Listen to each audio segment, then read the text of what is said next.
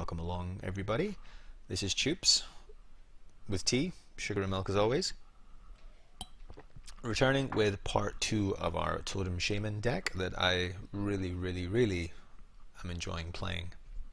It's one of the more relaxing, and I don't know how a deck can be relaxing, but this is. It's just the perfect balance between being fairly aggressive but also having elements of control with its AoE clears and the just the way it plays. It's the fluidity of the decks. It's even the texture of the decks. It's very fun to play. I really enjoy it. As I say, you'll notice from the time we've already played our 2 games. Unfortunately, we did get 2 victories in this one. Again, I have a friend called NFF Candy that is convinced I only ever show victories. But in the last video, we lost our first game, so we did win 2 here though, and we're kind of marching our way towards rank 3. But we'll see. We're the 19th of May. Maybe this will be the one season we actually get legend. If we really try to and really kind of apply ourselves, I think this deck could take anybody to legend, providing they kind of are disciplined enough and study and learn a little bit. But I think that's enough chat. Let's jump into the game and see how we get on. Okay, so we have a rogue. Rogues are always so tricky to play against. No one ever has fun playing against a rogue. Have a 1-drop which we'll keep.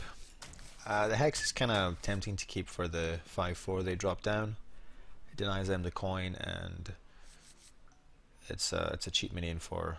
Well, it's quite an impact, but it's a bit too slow considering, especially we're going first, we get 1 less card. So we'll keep the 1-drop and see what else we can mulligan in. Okay, we got the Hex back and a Rockbire for. Rogues play so many 3/3 HP minions. Earthen Farseer, both SI7 agents. Roguebire's nice pickup for that. Throw out the 1/1 and we pass the turn. He's also a golden rogue. You don't see many golden rogues. That's dedication. And he passes turn. And we get the awkward tunnel trog to play. I think if this wasn't a totem based deck, I would throw out the tunnel trog even though we have no overload to couple it in the next turn. But because it's not, we'll play the totem instead. And spell damage is always nice to have, even though we don't have any spell damage activating spells. It's more threatening, I think, for your opponent. I'm kind of drawn to spell damage totem. I said as he hits the 1/1. I think we go ahead and weave in our Tuskar here. Get the Flame Tongue Totem maybe? Oh, we get a Totem Golem instead. That's cool. And no overload. Sweet. Well, we have a fairly reasonable start after 3 turns. This is likely to get backstabbed. Maybe backstab into Eviscerate would kind of suck, but it's okay. We could follow it up with a Totemic and a Trog. Oh, he's going to prep into Fan of Knives. Okay, and then the Eviscerate. And then the weapon. That's okay. I mean, he's cleared the board, but it's okay. Obviously, he still has his backstab, which we're going to be a little bit wary about. I think because we have the Taunt Totem, I definitely do play the Trog here. And hopefully we pick up something like a Totem Golem or our Faceless guy for turn 5. Golden coin's pretty, isn't it? Okay. Well, that's not really what we were looking for, but if we hero power, he goes down to 2. That leaves us with 3 mana. We can do that. It goes down to 1. So we can actually get the entire board out here, I think, if I've calculated this right. We do leave a spell power minion on the board, which I don't really like. What to do? I think maybe we'll kill that off. Yeah, hero power. Play the taunt. Actually, we play the taunt here probably after this guy dies. Yeah, do that. Oh, attack with that. Nearly missed the damage there. Nearly. There we go. It's a reasonable play. He's on 19 health. We're in turn 5. We still have a Hex for any crazy minion he might drop. He's already used a Fan of Knives. I guess Gadget Stand Auctioneer is going to be turn 6. But, or is it turn 5? Well, he's cleared the board once. He's used his Eviscerate. He used... And he said he used his fan of knives, so reasonably comfortable here on our Russell My Jimmy's deck. He's in deep deliberation here. I don't even know how to say his name. Wix? Wix. I wonder too. Oh, he's still here. His cards are moving. I'm really unsure what he's going to play here. It could be another Azure Drake, but playing an Azure Drake into a board like this feels pretty weak. You kind of have to react to it somehow. Oh, he plays the Azure. Well, I think we just... yeah, okay, gives up. I was going to say we just go face after that. We ignore it and go face, but he's conceded. Okay, let's see what's next. Okay, we have a warrior. Ifark. Ifark? I don't know. This looks a more reasonable starting hand. One drop again would have been preferable, but because he does have Fiery War Axe basically 50% of the time, I'm less inclined to keep Flame Juggler. Of course, I don't know what kind of warrior it is. It could be an aggro warrior, but I think we get rid of Flame Tongue. I do really like Flame Tongue though. It's especially nice for things like Bloodhoof.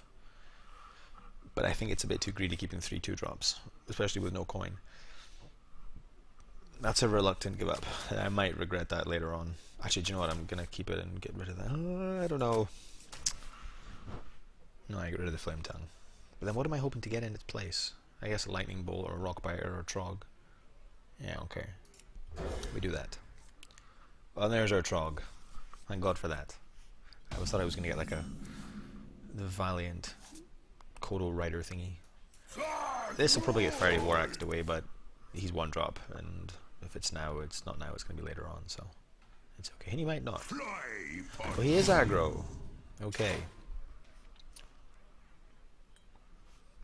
Well, here I'm looking for more board control than I am for burst, so I'm probably going to play the Flame Juggler turn 2 instead of the Totem Golem. I need all the mana I can get.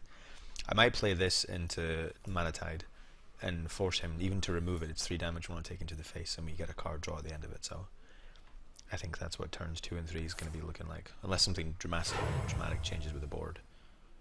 These are so painful to play against aggro warriors, especially when it coins into that. That's like the absolutely mathematical dream start for him. Okay, this really has to hit this guy. I'm kind of awkward if it doesn't. Okay, we're living the dream. We are living the dream. Well, I have to kill it off. That doesn't feel nice, man. Oh wow. He has 12 damage in just in his weapon alone. Ouch, ouch, ouch, ouch, ouch. Oh wow. I can't really play Mana Tide into that because it's just going to get hit in the... well... if we play that, what's turn for? Golem and Hero Power, probably. And then Valiant. This is, What to do? this is quite painful. If I play the Golem, I guess... what can he do with it? I mean, he could be holding a weapon in his hand, which means he's only got 1 card, because he's not going to replace that. If I play the Golem, he's probably going to run that and hit it. And what, Hero Power? Is that what he's going to do? If I were to do this, he runs the weapon into it and runs that into my face. I think playing this is more challenging for him to deal with, because it'll say it's 4 health. But we'll see.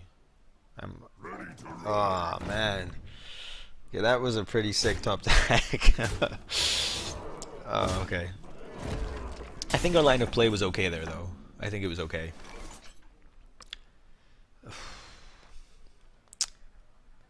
I have to play this, I guess, don't we? Do you know what? I could actually run that in and get value. Well, no, okay, doesn't matter. I mean, we're down to 20 health. He still has 6 damage from his weapon. 2 on the board.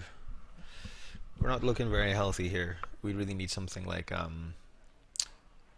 the 5/5 taunt that we get really cheap cost at the moment. But he didn't draw us one, he drew us a Tuskar, unfortunately. I'm quite interested to see what he plays next, actually.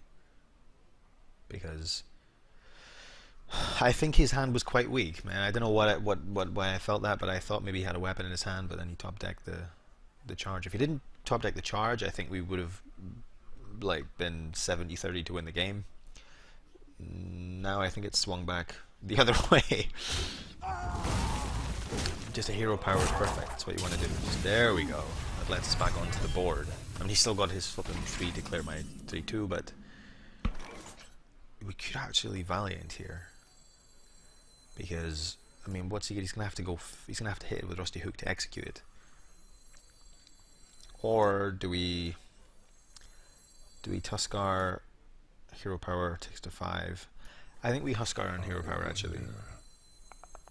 Well, the idea of getting a big minion on the board 3/6 is really quite attractive.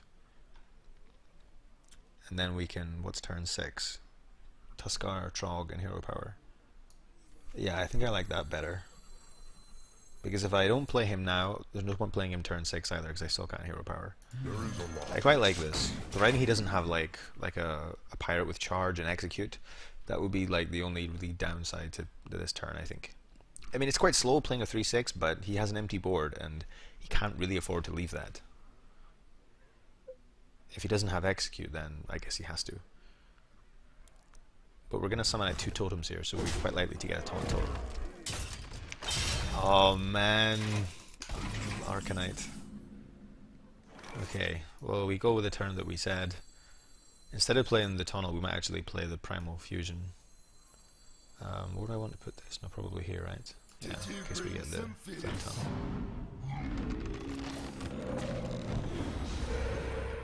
Okay. I'd rather keep Primal Fusion in case we get a taunt totem, and we can really go in our face with it. Okay, providing he can't upgrade this, I think he's already... Has he played 1 or 2 upgrades? I think maybe he's already played both upgrades. He doesn't have any pirate on the board, so that 3/4, he'd have to find the 1/2, I think. Or the Corsair. He could play the Corsair, that would suck.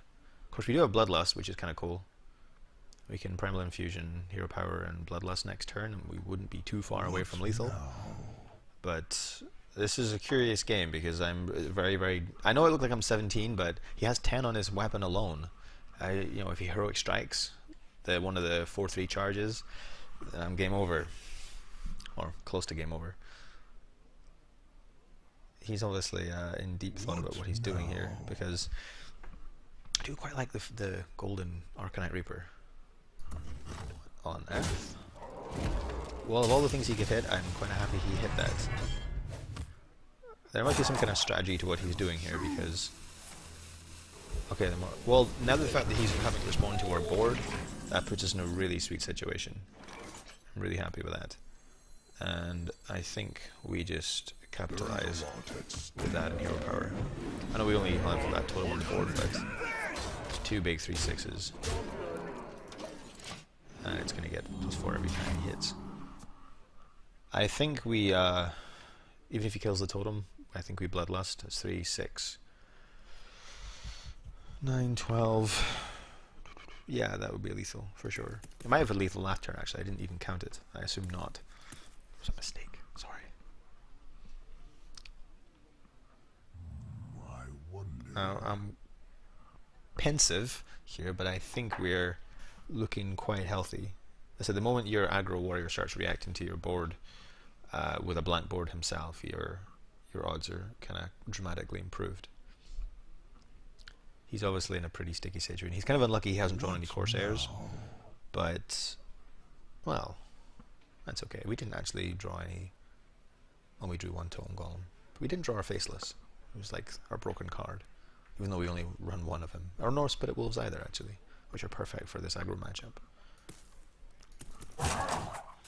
Oh, don't unplug, man. Take your death like a man. Okay, well... It looks like he's given up. Oh no, he's still here. He's gonna attack our 4/2, and I guess he knows if he does, it's game over. But he has to do. Because yeah, that would go to 8, obviously, because it'd get 2 and 2. That was obviously a really awkward turn for him. I feel bad for him. He's not that far away though, man. He's not that far away at all. 6. 8. Okay, I can't Rock Biter and that. What's more damage? I don't have any totems, so the Rock Biter will be more, I assume. And the totem can't attack this turn anyway, so. Okay. I could have miscalculated this, but I'm pretty sure that's lethal. It's lethal like 2 idiots. Okay, that's our 2, guys. It's 2-0. Thanks for tuning in as always. This was part 2 of our Totem Shaman. There could well be a part 3. We'll see. See you guys soon.